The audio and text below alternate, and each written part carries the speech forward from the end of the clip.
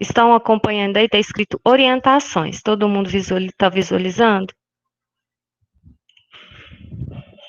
Sim? Beleza. Então, eu montei esse material porque eu gostaria, antes da gente trabalhar o nosso capítulo 4, né, que a gente vai começar a trabalhar ele hoje com vocês, desenvolver aí, passar para vocês alguns recados. Bom, não é novidade, porque essa semana a coordenação já entrou em contato com vocês e já passou alguns informes, mas eu vou reforçar, porque até mesmo foi pedido da coordenação. Então, assim, como eu disse para vocês, a nossa instituição, desde março, né, está tendo aulas remotas, né? A partir do momento que houve o primeiro caso confirmado aqui em Patrocínio, naquela mesma semana, a gente já suspendeu as aulas e tudo, e já começou esse processo. Como foi tudo muito rápido e pegou, como se diz, todo mundo de supetão, né? Não houve tempo de planejamento. Então, naquele momento, tanto vocês quanto a gente, eu acho que acredito que de uma maneira geral, todo mundo se sentiu um pouco perdido, né? Mas assim, aos poucos a gente foi se adaptando, encaixando, né? E eu acho que nessa altura do campeonato está uma situação mais tranquila. É claro que também chegou no ponto que a gente entendeu, a gente enquanto instituição, que é o momento da gente dar uma parada. Por quê? Porque tem alguns alunos que não conseguiram acompanhar no mesmo ritmo do que outros, ou por questões até mesmo físicas de acesso à internet, por exemplo, ou até mesmo conceituais mesmo, de acompanhamento de dedicação e horas para essas atividades remotas. Então, foi feita uma reunião no Consup, né? Antes disso, melhor dizendo, voltando um pouco, as coordenações se reuniram e, juntamente com seus órgãos colegiados e núcleo docente estruturante de cada curso, discutiu-se a possibilidade de parar ou não o calendário. Então, cada curso, né, a gente conversou bastante, trocou bastante ideia, e aí chegou num denominador comum que foi repassado para a direção do campus, a decisão de cada curso, e aí houve, então, uma decisão geral do campus apontando por esse interesse na suspensão agora do calendário. Cada campus, né, porque a gente tem, não é só Patrocínio, né, o IFTM são vários campi, então, foi enviado para o órgão superior, que é o nosso Consup, e lá, a partir do momento que chegou lá, eles fizeram uma reunião e decidiu-se, sim, em parar, em suspender esse calendário. O que isso significa? Que até amanhã, dia 29, peraí que tem alguém me chamando? Ah, beleza, o Gabriel Romão entrou. Até dia 29, até amanhã, a gente vai ter essas atividades nesse formato que a gente está desenvolvendo com vocês, que é esse método remoto, né? E aí, o que acontece? A partir de segunda-feira, que é dia 1º, até dia 19 de junho, nós iremos suspender o calendário. Então, isso significa que não será contado dias letivos para esse período. É como se a gente estivesse assistindo um filme, né, e você desse um pause nesse filme, fosse no banheiro, bebesse água, enfim, e aí depois do dia 19 você voltava e dava o play, né, como se fosse fazendo aí uma analogia para vocês entenderem. Não é um stop, é simplesmente um pause, tá? E aí, dia 22, então, a gente volta. Mas nós vamos voltar nesse mesmo método que nós estamos adotando hoje, que é o método de aulas remotas. Esse método, né, a gente volta dia 22 e ele vai até dia 10 de julho. Dia 10 de julho era a data que se encerrava o primeiro semestre no calendário antigo. Mas a gente não alterou essa data para a gente poder encerrar essa primeira etapa e conceder férias aos servidores e aos alunos. Então, as férias elas vão acontecer do dia 13 de julho ao dia 27 de julho. Durante este período, todo mundo vai estar em férias. Só que aí, dia 28 de julho, que é uma terça-feira, a gente volta, né, às atividades normais, aí dias letivos a partir desse dia. Só que a partir desse momento a gente ainda não sabe como que vai funcionar. Se vai ser remoto, se vai ser presencial. Isso tudo a gente vai analisar e discutir bastante agora nesse período do dia 1º ao dia 19 que a gente vai estar trabalhando, né? Vocês vão estar com o calendário suspenso, mas nós, professores, vamos continuar trabalhando normalmente. Então, a gente vai discutir bastante durante este prazo, fazer capacitação, né? Colocar, como se diz, a casa em ordem para quando vocês voltarem estar numa situação um pouco melhor, né? E aí, o que vai acontecer? Como a gente vai ter essa parada no calendário, a gente precisa preencher a carga horária de cada disciplina para encerrar o semestre conforme o nosso projeto pedagógico, né, que cada curso tem. Então, a gente só vai encerrar o primeiro semestre de 2020 no dia 13 de agosto. Isso significa que até dia 13 a gente ainda vai ter as mesmas disciplinas que a gente está tendo agora e vai encerrar esse semestre lá em agosto. Ou seja, vai avançar pouca coisa, né? Vão ser só 13 dias de agosto para poder concluir esse primeiro ciclo do ano. E aí, do dia 14 em diante de agosto, a gente segue com o segundo semestre, tá? A gente tem agora aqui nesse mês de junho, né? Não vai interferir, porque vai estar dentro do período de suspensão, mas mesmo a título de conhecimento que dia 11 e 12 é feriado e recesso. Aí vocês podem me perguntar, professora, mas quem vai estar nesse período, do dia 1º ao dia 19/6, em atividades de recuperação? Como eu disse no início da minha fala, a gente vai aproveitar esse momento para trabalhar com alguns alunos que não estão conseguindo desenvolver as atividades. Nós temos alunos em situações de que não enviaram nada para os professores, né? Não fizeram nenhuma prova, nenhum trabalho, nada, sendo que o professor passou várias atividades. Então, esse período a gente vai trabalhar com esses alunos, que é um coeficiente bem menor, são casos pontuais em cada sala, de cada curso. Então, a gente vai desenvolver estratégias com esses alunos para recuperar nota e frequência com esses alunos. Professor, eu fiz tudo, graças a Deus deu certo, eu dei conta de acompanhar, estou com presença com todo mundo, estou com nota com todo mundo. Então, tranquilo, do dia 1º ao dia 19, você vai descansar, colocar sua vida pessoal em dia, você vai desenvolver aí o que você quiser, tá? Não vai ser contados dias letivos. Para vocês terem uma ideia, como que está a nossa situação hoje na minha disciplina? Para quem acompanha lá no disco virtual, a Kelly acabou de entrar, né? Para quem acompanha lá no disco virtual, tá lá lançado exatamente isso, né? Todas as atividades que nós iremos e já fizemos, né? Iremos fazer e já fizemos, tá lá embaixo, ó, 100 pontos distribuídos, e o que tá de flechinha verde é o que a gente já fez. Os xizinhos é o que falta. Então, ó, nós já fizemos 2 provas, a primeira prova valeu 20 pontos, a gente fez no dia 23 de abril. A segunda prova, no dia 20 de maio, agora mais recentemente, valeu 10 pontos. E 2 trabalhos. Aquele trabalho do livro, a gente teve que fazer apenas alguns ajustes, né? E aí vocês fizeram e me enviaram, eu já lancei a nota. E um trabalho no valor de 10 pontos no dia 17 de maio. Além disso, lá no finalzinho está escrito assim, prova de recuperação, avaliação 1. Por quê?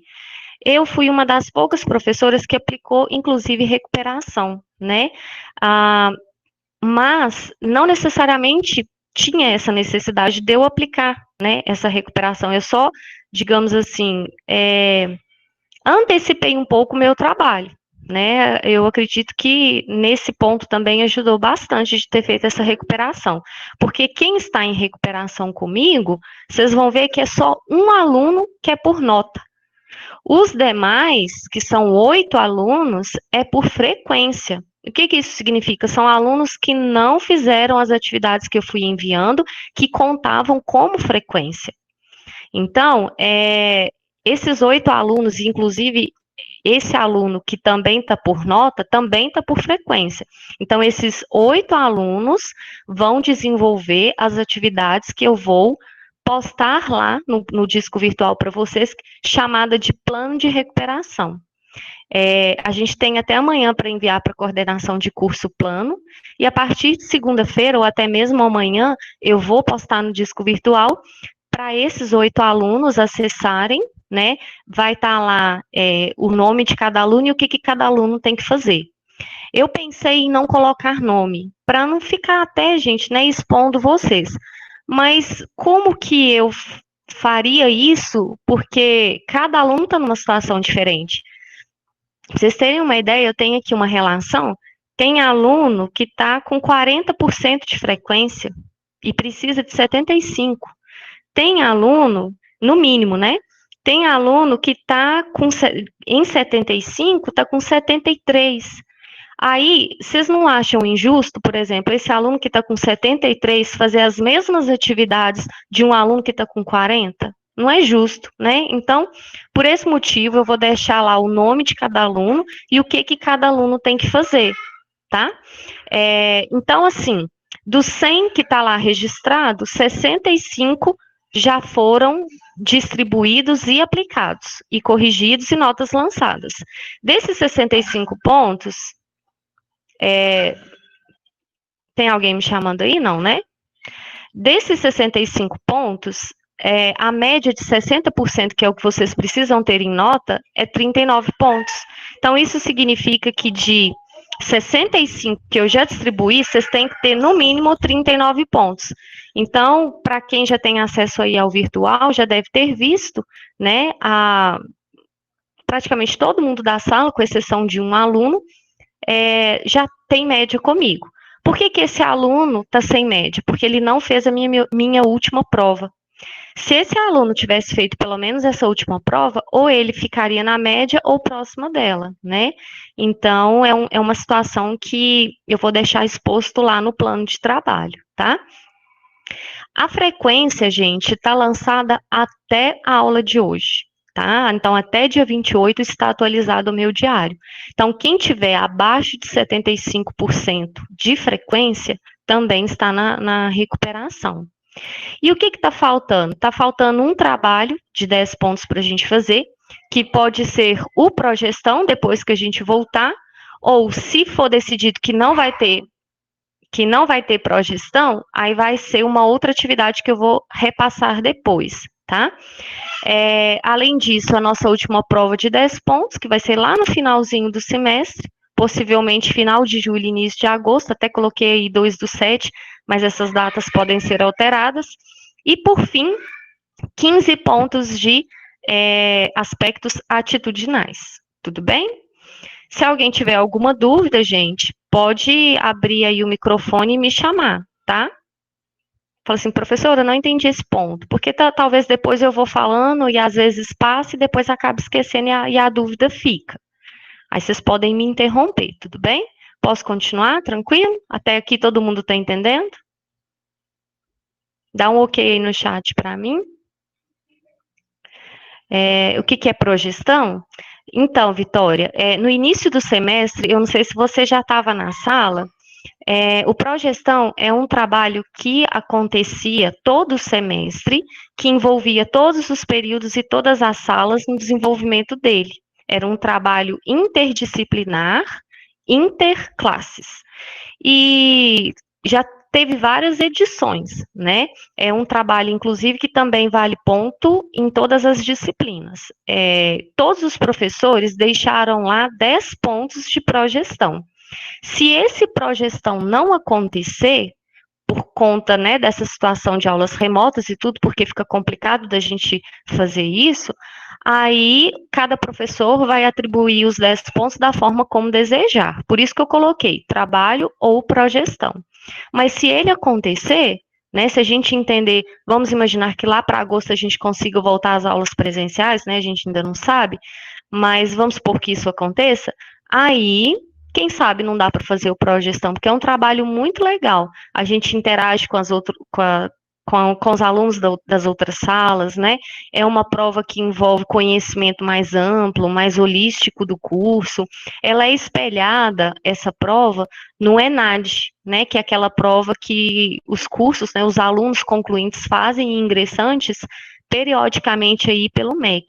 Então, geralmente ela era dividida em duas fases, só que a primeira fase individual e depois a segunda fase em grupo.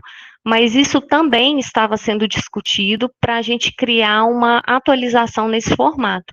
Então, como a gente ainda não tem certeza de como vai acontecer, aí, né, o coordenador pediu para a gente poder deixar dessa forma, para quando for decidido, né, ou a gente lançar os 10 pontos do Progestão, ou a gente lançar, né, uma outra atividade e lançar a nota dessa atividade.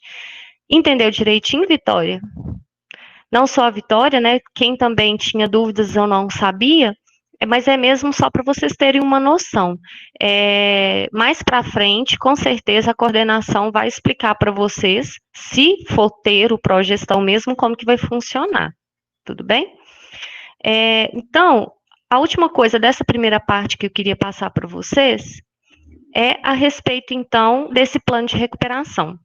Como eu disse, são 8 alunos que terão que fazer algumas atividades, alguns mais, outros menos, para poder repor nota, recuperar nota e ou frequência. Como eu disse, a grande maioria vai ser frequência. Eu vou, então, disponibilizar para vocês vão ter acesso a esse plano lá no disco virtual e vai estar descrito, eu já fiz, já está prontinho, eu só não postei porque eu preciso mandar primeiro para a coordenação e para o NAP, e aí, uma vez autorizado, eu disponibilizo já para vocês. Vocês vão ter, então, do dia 1º ao dia 19 para fazer tudo que eu postar lá e me enviar, como vocês já estão acostumados, por e-mail, todas as atividades que eu pedi para fazer. Então, eu coloquei lá o nome do aluno, o que ele tem que fazer, e ele fazendo aquela atividade, qual aula ele vai estar repondo a falta. Então, quando o aluno me mandar essas atividades feitas, eu vou abrir o meu diário, vou lá naquelas aulas que ele está com falta e vou lançar as frequências. Professora, eu estou em recuperação e eu não quero fazer. Tudo bem, você tem esse direito, é livre-arbítrio, mas, né, a decisão é sua e aí cabe depois arcar com as consequências, né? Digamos assim, porque você pode correr o risco de, às vezes, ter até nota e ser reprovado na disciplina, depois ter que fazer a disciplina toda de novo, porque não teve frequência. Porque os dois requisitos de reprovação é 60% da nota e 75% de frequência. E, pela primeira vez, inédito mesmo no campus, no curso, a gente está recuperando frequência, né? Justamente por essa situação atípica que a gente está vivendo. Então, eu acredito que a gente tem que aproveitar o momento para não deixar a peteca cair, não desanimar depois e ficar desmotivado com o curso, né? Como a gente sabe, é uma fase momentânea, é passageira, a gente acredita que já já as coisas voltam à normalidade, à rotina que a gente estava acostumado, e aí, então, a gente segue normalmente como a gente começou lá no início do ano, né? É o nosso desejo, né? Nosso intuito. Então, beleza, a Vitória colocou aí que entendeu, ótimo. Então, muito bem. Gente, posso então ir para a segunda parte da nossa aula ou mais alguém tem alguma dúvida? Fale agora ou cale-se para sempre. Pode? Então tá bom. Eu vou projetar aí para vocês. Vocês estão escutando a minha menininha chorando no fundo ou não? É por isso que eu não consegui fazer lives antes, gente. É difícil demais com o filho pequeno em casa. O Ricardo tá lá com ela para eu poder estar aqui com vocês. Mas tudo bem. Peraí que eu vou. Isso aqui eu já mostrei para vocês. Então, agora eu vou abrir o outro material, que é o material que eu postei lá no disco virtual, que é o capítulo 4. Então, assim, novidade, notícia boa, né? Qual é a notícia boa? Que é o nosso último capítulo, né? Então, não sei se vocês vão lembrar, eu acredito que não, mas lá no início do semestre, quando eu apresentei para vocês a proposta, né, a ementa, a metodologia de trabalho da minha disciplina, eu apresentei para vocês, né, todos os tópicos que a gente iria trabalhar e nós iremos agora, né, para o último capítulo, que é o capítulo que nós vamos falar um pouco de planejamento da força de vendas. Vocês estão conseguindo visualizar, está projetando a tela? Estão conseguindo visualizar aí? Apareceu para vocês a aula? Confirmem para mim, por favor. Beleza. Então, tá lá já, desde segunda-feira eu postei para vocês esse material. Então, nesse capítulo a gente vai falar um pouco de planejamento, tá? E mais um planejamento voltado para a nossa área, que é a área de vendas. Antes disso, eu queria colocar aí para vocês uma reflexão, né? Se você não sabe para onde ir, qualquer caminho serve. E essa é uma citação de um livro, de um filme, né? Alice no País das Maravilhas. Mas é a mais pura verdade, não é, pessoal? Se você não sabe para onde ir, qualquer caminho serve. Então, eu acredito que a gente tem que, a primeira coisa, é saber o que a gente quer, né? Traçar metas, objetivos, porque senão, gente, a vida passa muito rápido, né? Quando a gente pisca, já é Natal, né? Quando a gente pisca, e ó, já vai ser Dia dos Namorados, é sempre assim, passa muito rápido. Então, se você não traça planejamento para nada da sua vida, as coisas vão passando, os natais vão passando, né? E acontece que a gente não consegue, né, fazer nada na vida. Aí você atinge os seus 20, 30, 40, 50 anos, olha para trás e pensa assim: poxa, podia ter feito tanta coisa e não fiz, né? Então, espero que ninguém fale esse poxa daqui uns anos.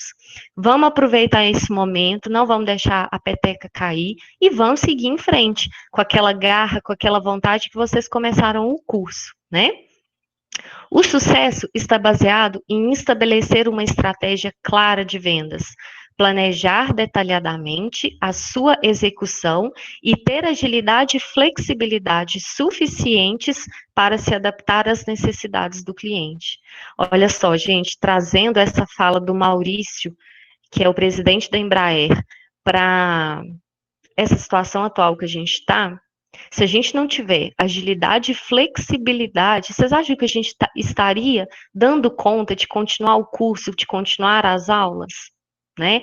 Então, tudo na vida, gente, nós temos que ser ágeis, tomar decisões rápidas, né? E sermos flexíveis. Porque se uma coisa não está dando certo de um jeito, você tem que ser rápido e ágil para mudar isso na sequência, porque é tentativa e erro às vezes, né? E às vezes você traça um planejamento, acredita que aquilo ali é o melhor a ser feito, mas quando vai realizando aquele planejamento, ele vai sendo executado, às vezes não sai como você imaginou que sairia. E aí a gente tem que se reposicionar, voltar à fase de planejamento novamente, entrar em fase de execução, ver se está dando certo, e aí tocar, né, como se diz, seguir o bonde. Então, o planejamento, ele é de extrema importância em qualquer fase da nossa vida, em qualquer empresa, em qualquer organização, enfim, ele cabe em qualquer situação, em qualquer lugar, seja pessoa física, seja pessoa jurídica, né? Então, o que é, afinal de contas, planejar? Planejar é uma das funções do gerente de vendas, como de qualquer outro gerente, né? Tudo dentro de uma empresa começa com o planejar alguma coisa. Antes do planejamento, de fato, tem-se a determinação de metas e objetivos a serem alcançados pela organização. Quase sempre esses objetivos e metas estão relacionados à longevidade da empresa, à lucratividade, ao posicionamento de marca no mercado, né? À visão de cliente, enfim. Dependendo da empresa, do tipo, do porte, independentemente de qual empresa for, né, ela tem seu objetivo. E dentro do seu objetivo traçado, ela tem as suas metas. Quase sempre a gente vê isso aonde? Na missão, visão e valores da empresa, né? Lá no planejamento estratégico. Então, não é diferente nas áreas, nos departamentos, nas seções, nos setores. Então, na área de vendas, seja ela relacionada ou não diretamente com o departamento de marketing, a gente vê a importância de conhecer os objetivos da organização, traçar as metas para chegar nesse objetivo e o que cada departamento vai fazer, assim como a área de vendas, para alcançar esses objetivos, né?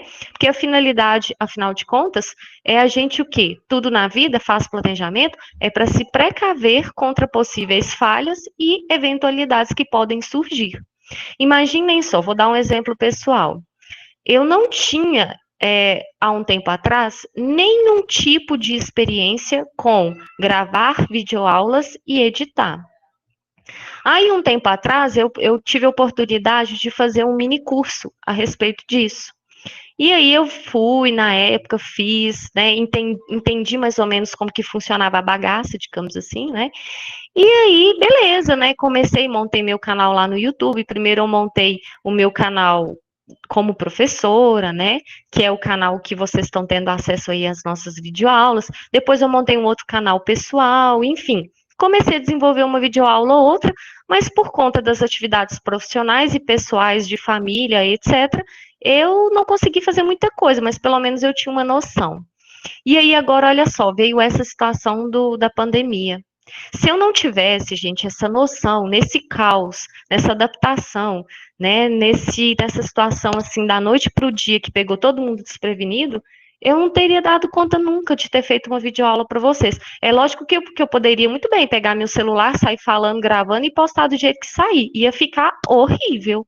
Ia sair? Ia. Mas assim, não ia ficar legal. Ia ficar aquela coisa esquisita. Imagina só, teve videoaula que eu estava gravando que a minha filha chegou e começou a chorar, pedindo colo, eu tive que parar, enfim.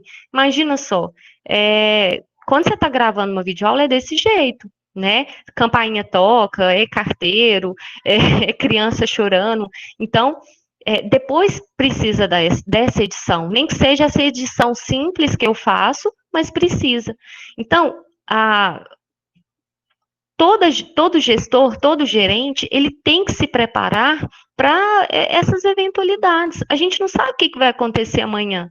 Então, eu estou falando aqui, dando um exemplo de uma situação pessoal, enquanto profissional, professora que sou, né?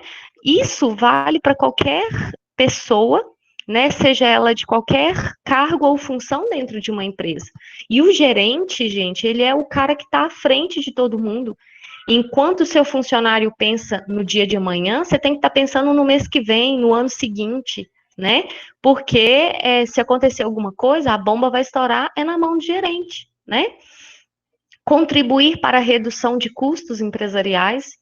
Isso aí é lógico, como eu disse, está dentro do objetivo de quase toda organização, porque a maioria das organizações das quais a gente está falando aqui, organizações comerciais, são organizações que visam fins lucrativos, né, fins econômicos. Então, redução de custos, consequentemente, maior lucratividade, né?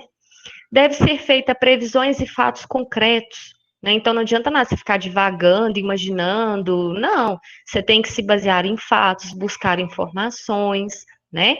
Que vão te ajudar a tomar melhores decisões.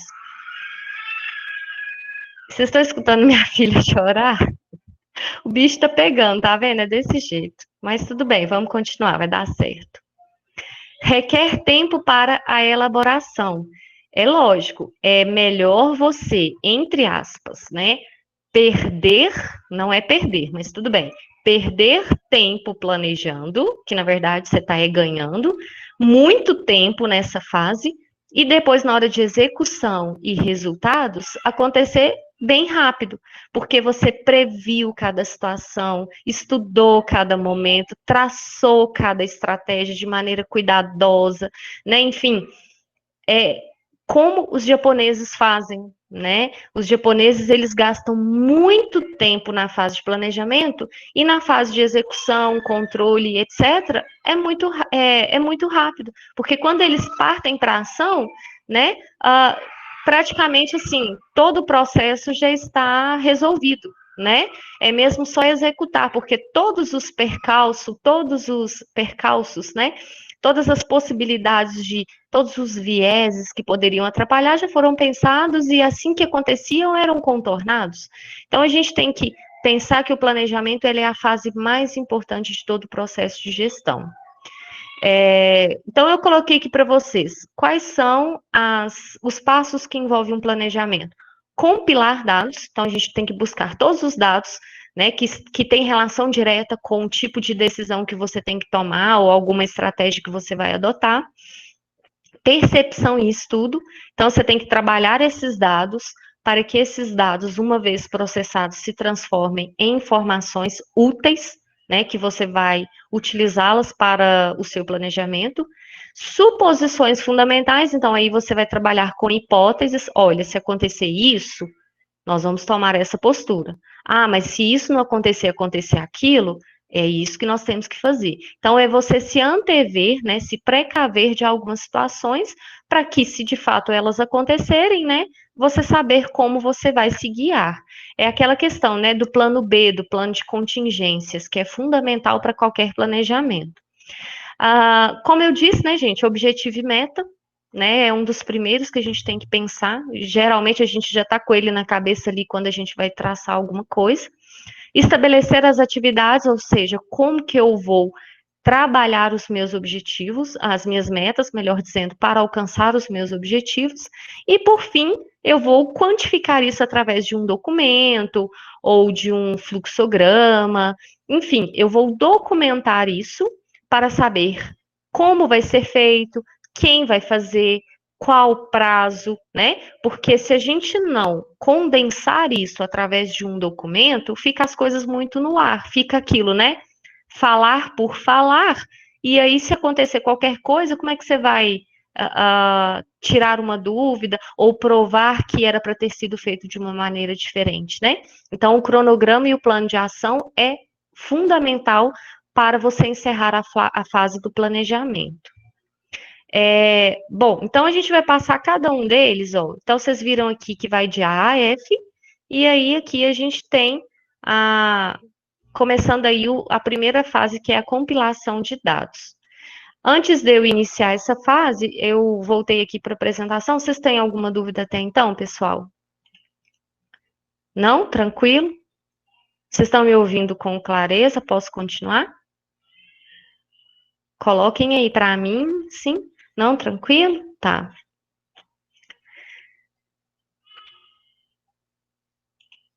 Beleza, então. Então, dando sequência, ó, a gente vai para a compilação de dados. O que é compilar dados? Como eu disse para vocês, a gente tem que buscar esses dados no nosso ambiente, né? Seja esse ambiente num nível mais micro ou no ambiente mais macro. Né? Quando eu falo micro, eu falo ali dentro da própria empresa, com os clientes, com os fornecedores, né? Numa situação mais direta ali de um relacionamento mais de contato direto. Quando eu falo num nível macro, eu estou querendo dizer o quê? Na sociedade em geral, né? Tecnologia, política, economia, dados ambientais, socioeconômicos, né? Que é uma situação um pouco mais distante, um pouco mais indireta de relação com a sua empresa. Mas a gente sabe que tudo está relacionado, né? Nenhuma empresa é uma ilha, né? Um organismo isolado que consegue ali sobreviver se não tiver relacionamento micro e macro ambiente, né? Após a análise, esses dados são compilados e armazenados para estudos, e a partir daí, é claro, a gente começa a elaboração de estratégias. Como que a gente pode encontrar os dados que a gente precisa para começar a trabalhar os nossos planejamentos, inclusive o planejamento de vendas? A gente pode fazer pelo SIM. O que é o SIM, gente? É o Sistema de Informação de Marketing. Geralmente, são grandes empresas que têm um grupo de pessoas chamado de SIM, como se fosse, um departamento dentro ali da grande área do marketing, que vai trabalhar ali essa equipe, que vai montar todo um processo de pesquisa e busca dessas informações. Então, é uma equipe focada, direcionada para fazer essa pesquisa. Agora, você pode fazer também por softwares de planejamento, né? Hoje a gente tem no mercado vários tipos de sistemas de gestão. Como eu disse também, é mais comum em média e grandes empresas, né? Micro e pequenas, principalmente micro, né? Que é uma realidade bem brasileira mesmo, a gente não tem muito acesso a essas tecnologias, por conta mesmo da questão do orçamento, né? E pesquisas convencionais. A gente tem a pesquisa de marketing, por exemplo, pesquisa de mercado, né? Você pode fazer hoje até de maneira virtual com o seu consumidor ou futuro cliente, né? Futuro consumidor mesmo, para responder perguntas que você tem interesse. Vou dar um exemplo. Eu estou orientando uma aluna do quinto período de gestão no TCC dela, aonde ela foi desenvolver o estágio dela em um supermercado. O supermercado da tia. Então, ela já conhecia o ramo, porque ela já trabalhou muitos anos no supermercado para a tia dela, e ela estava desempregada, né? E voltou, conversou com a tia dela, falei, tia, eu posso fazer meu estágio aqui? Pode. Aí, beleza, ela começou a fazer o estágio no meio de uma reforma mesmo, quebrando parede, aumentando andar para cima, o supermercado, aquele caos. E a tia dela estava cheia de ideias. Ai, o que eu faço? Eu estou pensando em ampliar aqui, mudar para cá, pôr esse setor aqui, mudar o caixa para cá, eu quero colocar uma área de degustação, enfim. Só que até que ponto o que ela quer fazer de fato vai trazer resultados? Será que mudar o caixa de lugar como ela quer, mudar um setor, uma categoria inteira de produtos para outro lugar, será que é interessante mudar? Será que vai realmente melhorar? Tanto para o cliente, aumentar as vendas e etc. Então, o que foi o estágio dessa minha aluna? A gente fez uma pesquisa, nesse caso aqui, relacionado a esses pontos. Então, a gente elaborou, através do Google Forms, algumas perguntas e enviamos esse formulário via WhatsApp para os consumidores do supermercado e eles foram respondendo e enviando para a gente, né? Então, é muito interessante, a gente teve respostas assim, coisas que a gente não imaginava, né, que teria como resposta, teve. Então, a gente se surpreende muito, porque às vezes a gente acha que vai ter alguma coisa como vai ter algum resultado, algum dado de um jeito e vem outro totalmente diferente. Porque cada pessoa tem um modo de encarar a vida, um modo de perceber, né? Então, nesse caso aqui, os consumidores lá colocaram muitas informações úteis para a gente, que agora a gente vai trabalhar, né? E vai tomar decisões com base nessa pesquisa. E que vai, com certeza, melhorar bastante o visual merchandising lá da loja, né? Essa questão de disposição de produtos, facilitar mais, né? Proporcionar mais um atendimento melhor ao cliente e, consequentemente, aumentar, né? A questão das vendas e da lucratividade do ponto de venda. Então, olha só para vocês verem, uma pesquisa de um trabalho de TCC, de estágio, vai ajudar uma empresa pequena a aumentar e crescer o seu negócio, né? Bem legal. Bom, letra B, percepção e estudos. Geralmente, quando a gente vai trabalhar essa questão de percepção e estudo, a gente trabalha a questão da análise SWOT. O que significa isso? Traduzindo ao pé da letra, que vem né, de expressões em inglês, significa no nosso brasileiro, no nosso português, significa fofa. Eu vou explicar o que significa isso, tá? E além da análise SWOT, a gente tem também o benchmarking. Então, a gente tem aí duas estratégias que vão nos ajudar, nos auxiliar nessa percepção, nesse estudo dos dados que a gente acabou de compilar. Então, como eu disse para vocês, a análise SWOT vem de strengths, weaknesses, opportunities e traits, que nada mais são do que forças, fraquezas, oportunidades e ameaça. Traduzindo, então, o FOFA, os dois Fs de força e fraqueza e o A de ameaça e o O de oportunidade. Então, quando eu falo de uma estratégia fofa, não é o fofa no sentido carinhoso, mas o fofa no sentido mesmo de estratégia de marketing, aonde o foco aqui é o quê? Por exemplo, nessa pesquisa que a gente fez lá, eu e a minha aluna, a gente fez análise SWOT. Nós tentamos entender quais são as fraquezas do ponto de venda da empresa, do negócio, para trabalhar melhor essas fraquezas, como, por exemplo, instalações inadequadas, nível gerencial pouco qualificado, como está aí no material, enfim, conhecer as fraquezas para trabalhá-las e transformá-las em forças, Por exemplo, os custos dos produtos, as finanças da empresa, a imagem dos produtos, da marca, etc. Então, quando você faz uma análise SWOT, você primeiro tenta entender as suas fraquezas para trabalhar melhor essas fraquezas e transformar em forças. Conhecendo também as suas forças, você vai reforçá-las, né? Para também não deixar essa força deixar de ser força.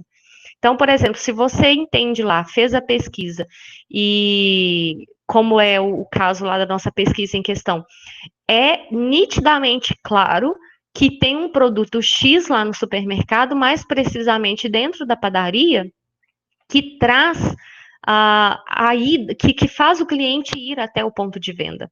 Então, é aquele produto carro-chefe, né? É o que leva o consumidor até o ponto de venda. Ele tem que ser trabalhado de uma maneira estratégica, porque ele é força. Então, a gente não só precisa conhecer as nossas fraquezas, mas também as nossas forças. A gente tem que trabalhar com ambas, né? Trabalhar bem esses dados. E aonde que estão as oportunidades e as ameaças? Lá no cenário externo. Enquanto eu falo que forças e fraquezas é dentro da empresa, oportunidades e ameaças é fora da empresa. Ou seja, o que aparentemente pode ser uma ameaça, por exemplo, uma mudança do hábito no hábito dos consumidores, aparecer novos concorrentes, né, substitutos para o produto que você trabalha, enfim, aparentemente é uma ameaça. Mas como você pode trabalhar essa ameaça e transformá-la em uma oportunidade para o seu negócio, para a sua marca, né? Entrar em novos negócios, ampliar uma linha de produtos, porque já que está vindo concorrência, você vai ter que criar uma estratégia para se diferenciar. Então, basicamente é isso. Conhecendo as suas ameaças, você consegue trabalhá-las e transformá-las em oportunidade. Como que eu sei o que é força, o que é fraqueza, oportunidade e ameaça? Pesquisa.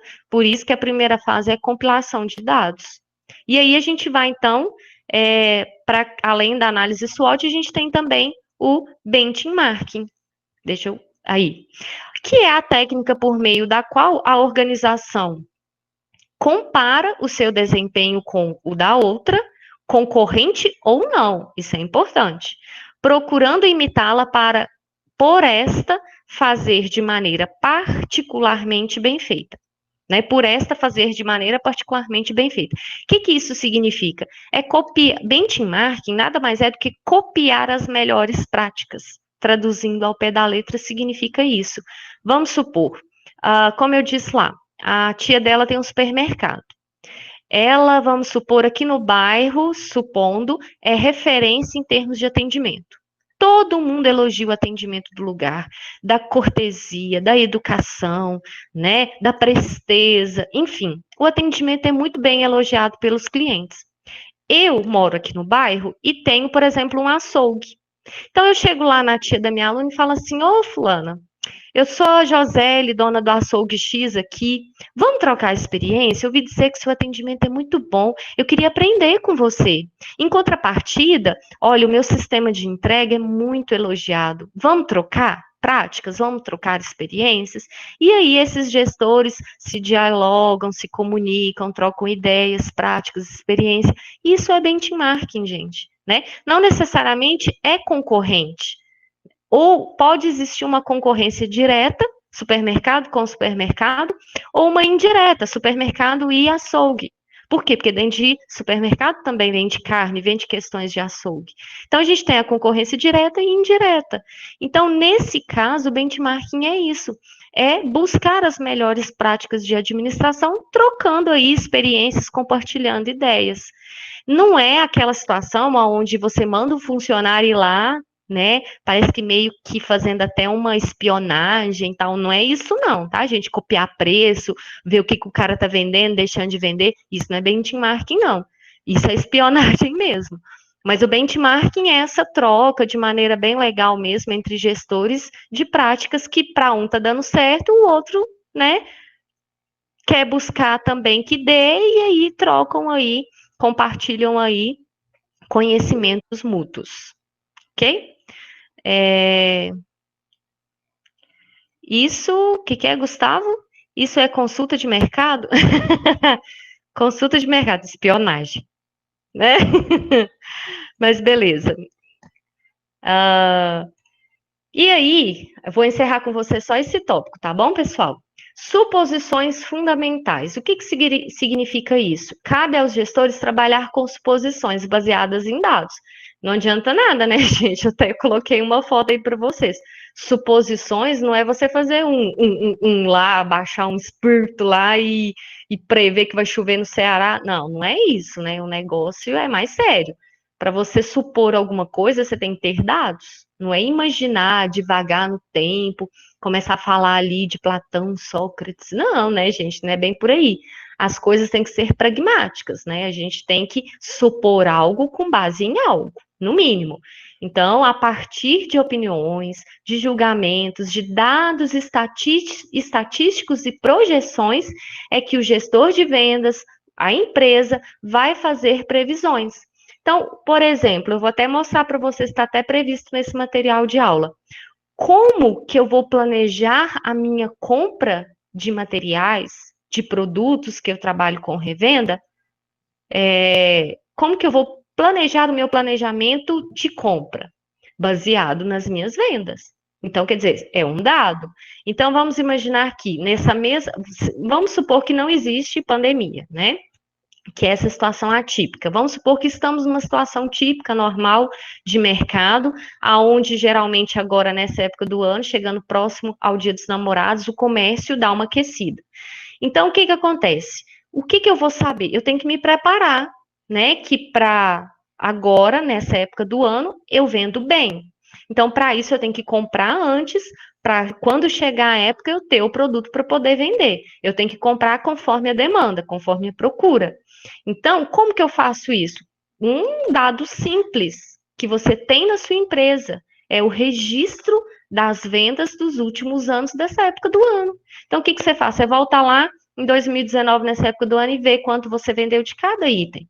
Em 2018, em 2017, vê os últimos 5 anos. Faz uma média. Com base nisso, você consegue ter uma noção. É lógico que você vai levar em consideração aspectos atuais, né? Situações do momento que está acontecendo, mudanças climáticas, enfim, comportamento do consumidor, mas pelo menos você tem um dado, você tem de onde começar, de onde trilhar o seu planejamento. Né? A partir dali, você já começa a ter uma noção do que você vai comprar de, por exemplo, calça, blusa, sapato, que você vende na sua loja, né? Por exemplo. Então, você consegue planejar as suas vendas com base, por exemplo, em vendas passadas.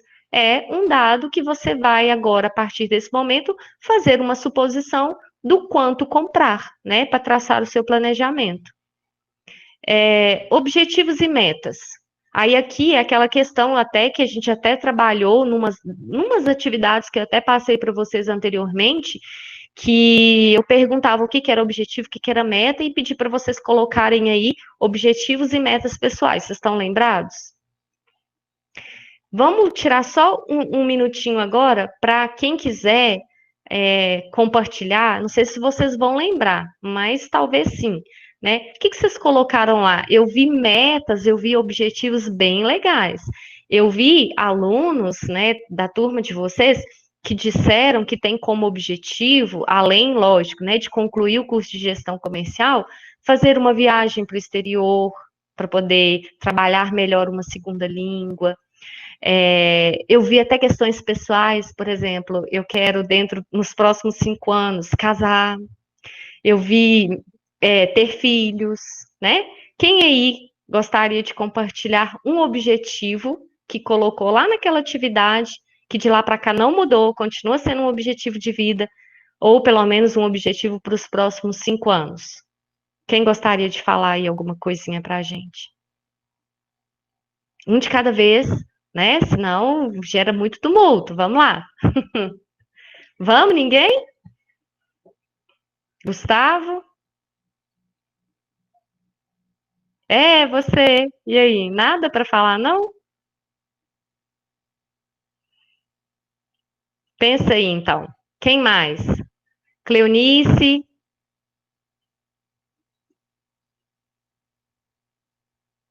Tirar eu vi isso mesmo. Não foi só você, não, viu, Cleonice?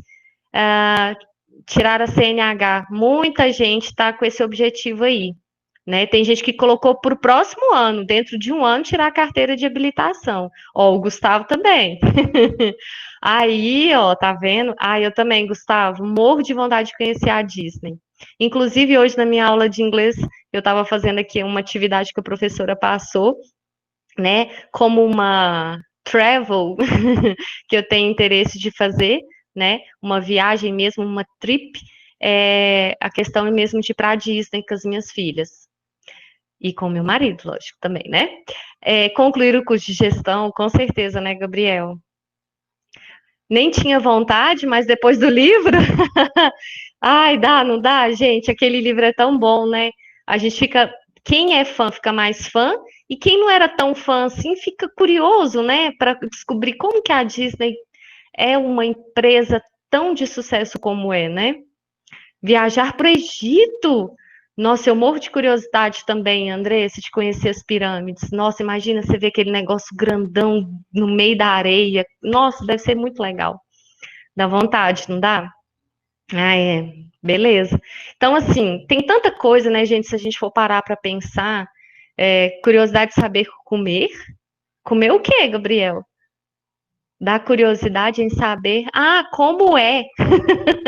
Curiosidade de saber como é. Dá sim. Eu também tenho muita curiosidade. Eu tenho vontade de conhecer a Europa, né? Gente, Paris, né? A Cidade de Luz, deve ser linda demais.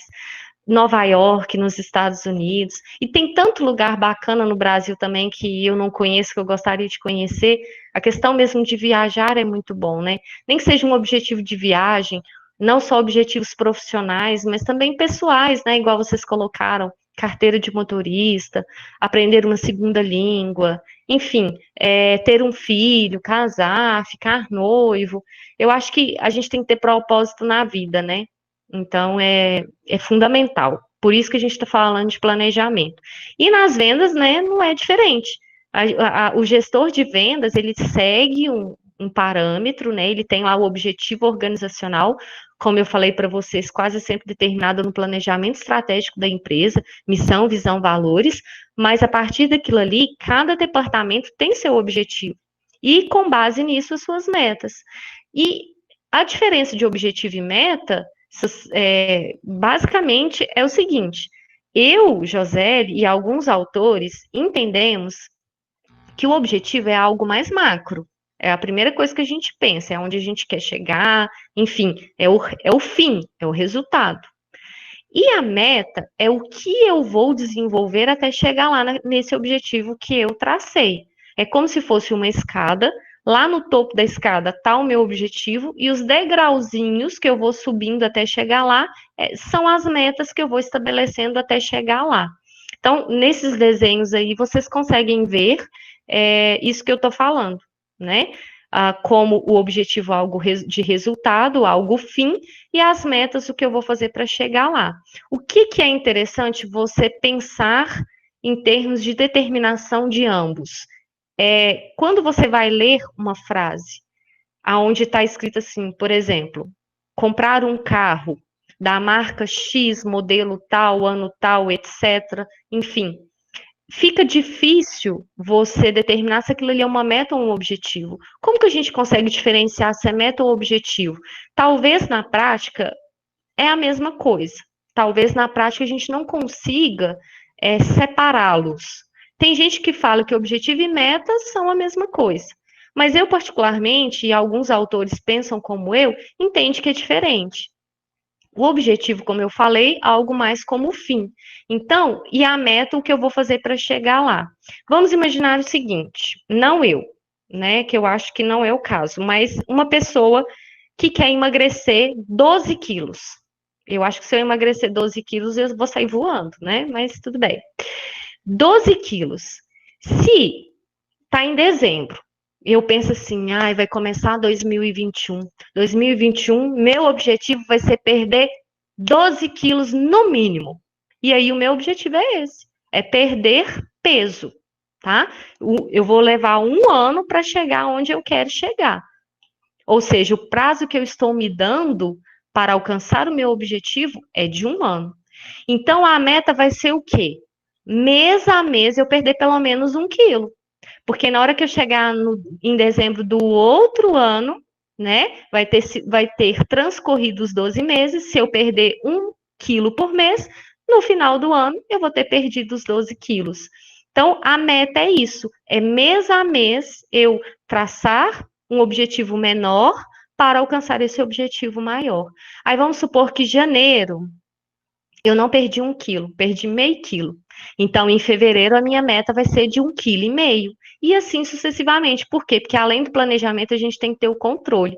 Porque se você não faz o controle através das metas, chega no final, você não consegue alcançar o seu objetivo como você queria, né? Então, por isso que é importante você acompanhar a meta, meta a meta, até alcançar o objetivo final.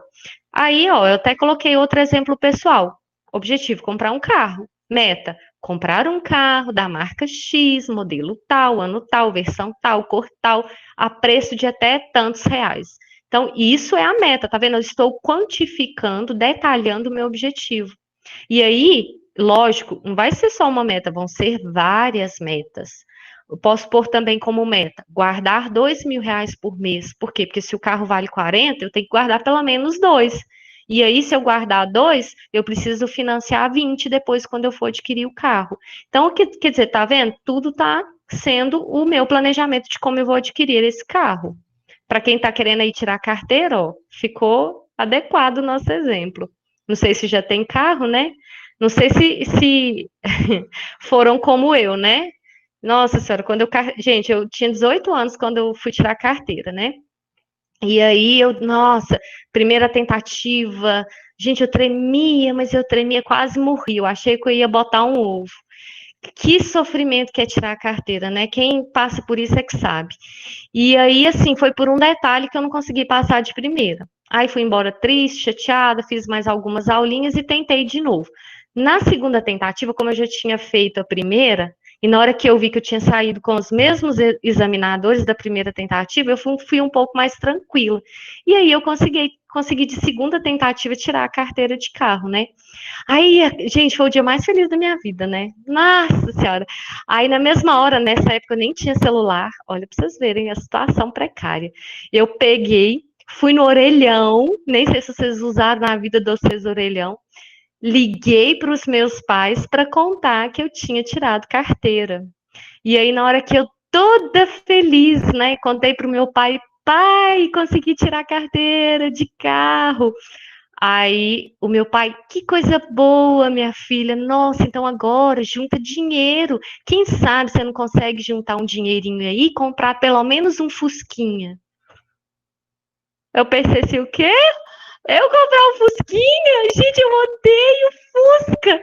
Que frustração. Eu pensei assim comigo: não, eu prefiro ficar sem carteira do que ter um Fusca. Nada contra, tá, gente? Eu acho muito bonitinho, eu acho muito fofinho. Mas eu não tenho condições psicológicas para ter um Fusca. Diz que dirigir aquele carro é super difícil, né? E, assim, nada contra, como eu falei, mas na época, imagina, uma adolescente de 18 anos ter um Fusca? Lógico que não, eu queria ter um carrão, né? Mas foi uma felicidade muito grande. E aí, na época, eu tinha colocado como objetivo, né, traçado, e aí eu tracei várias metas para alcançar, era tirar a carteira de motorista, aprender a tocar violão, entrar na aula de inglês, eu coloquei um monte de coisa, chegou no fim do ano eu tinha conseguido algumas, então assim, foi uma época muito legal, muito boa, que eu gosto de lembrar na minha vida. Bom, na letra E, né, para a gente poder já encerrar nossa aula, nós temos estabelecer atividades, né? E quando a gente fala em estabelecer atividades, a gente fala em alcançar esses objetivos. Como que a gente vai fazer isso? Quem vai vender? O que que vai vender? É aquilo que eu falei, gente, você tem que dar nome aos bois. Porque se você vai falar assim, precisamos vender mais do produto X. Beleza. Se você não direcionar quem, não organizar a sua equipe de vendas, aquele produto vai passar o prazo que você esperava e ele vai ficar ali, não vai ser vendido sozinho por mágica. Você tem que determinar as pessoas, traçar estratégias, fazer reuniões, analisar o ciclo de vida do produto, das vendas, acompanhar o estoque, né? Verificar a questão do produto em si. o estado do produto, se é um produto que vence ou não, se tem validade, proporcionar talvez uma estratégia de vendas que vai auxiliar ali nesse processo, por exemplo, uma promoção, uma liquidação que vai ajudar a escoar mais rápido esse produto. Então você tem que pensar em tudo. Não é só simplesmente falar, precisa vender mais isso, ou mais Y, ganha, a gente consegue ter mais retorno, traz mais retorno para a empresa, então vamos vender mais Y. Não é assim, né? Não é sair empurrando tudo de qualquer jeito para o consumidor.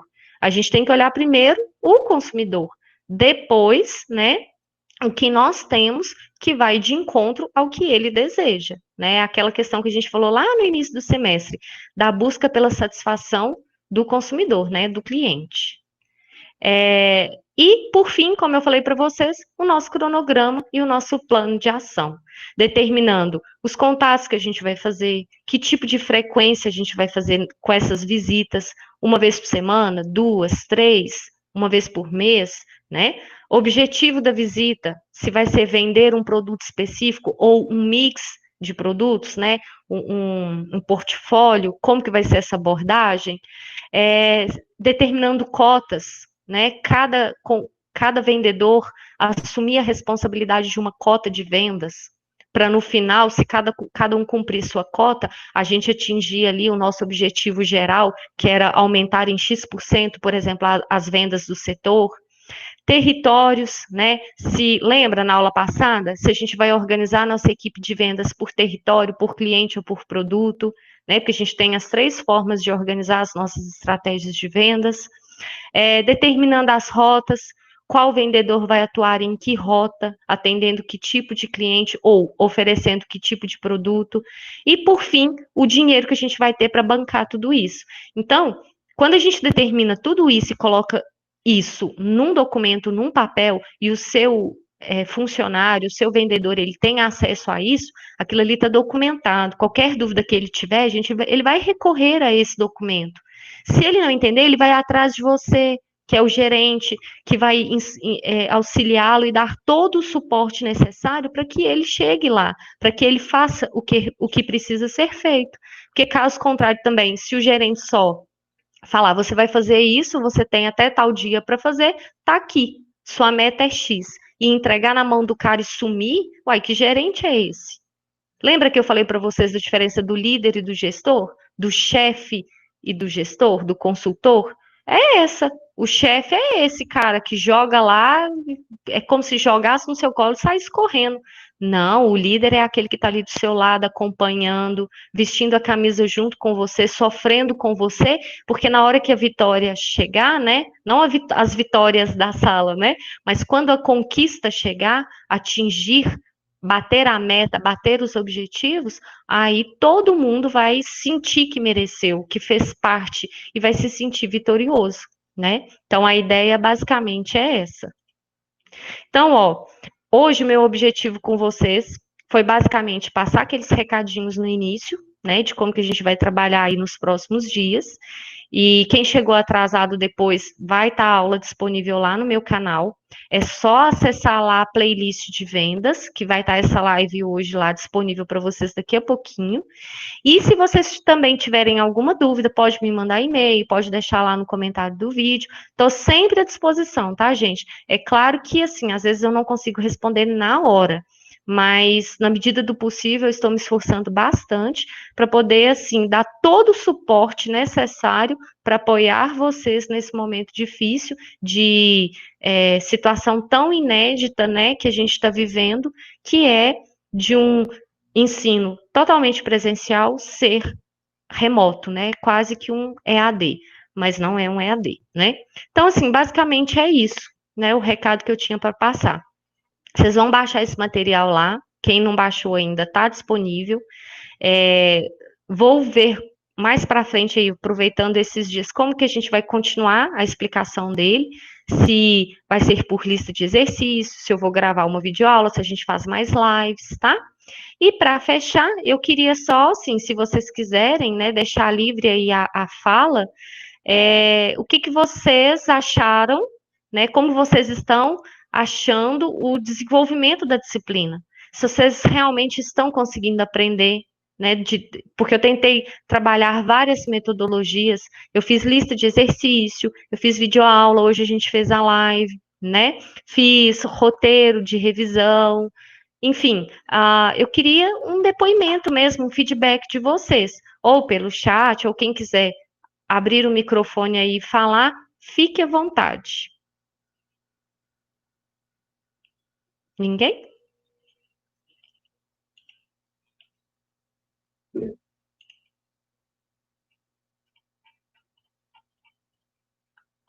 A Cleonice disse que está aprendendo. Ah, Cleonice, eu até vi, você deixou um comentário lá no vídeo, gostei bastante, até te respondi, tá? Brigadão. Tá tranquilo, gente? Então, ó, a Poliane também falou que tá dando para entender. Ah, você viu, né, Cleonice? Que bom. A Andressa também falou que tá tranquilo. Gente, a nossa disciplina, ela não é complicada, né? Acho que está muito bom a forma que você está trabalhando na sua disciplina. Obrigada, Ana Laura. Fico muito feliz em saber. Vamos nos esforçar, precisamos, né? Assim como eu estou me esforçando, eu sei que vocês também estão se esforçando. E às vezes a gente pensa assim, nossa, não dou conta mais, mas dá. Tem um gásinho lá no fundo que geralmente, quando a gente aperta mais um pouquinho, ele sai, né? Vai, com certeza vai dar tudo certo. Sim, aprendi muito com a disciplina. Ai, gente, que bom. Eu fico tão receosa, né? Porque é difícil, né? A gente não sabe, eu passo as atividades, mas assim, a gente não sabe como que é tal o aprendizado, né? Uma coisa é você receber a atividade que o aluno fez, outra coisa é se realmente o aluno está aprendendo, né? Sim, está muito bom. Que bom, Kelly. Vocês acham o que vocês gostaram mais? Aula ao vivo, a videoaula ou uma atividade lá de lista de exercício, de resumo? O que vocês gostaram mais? O que funcionou bem? Aula ao vivo? Mesclar? Uhum. É bom mesclar para não ficar também cansativo, né?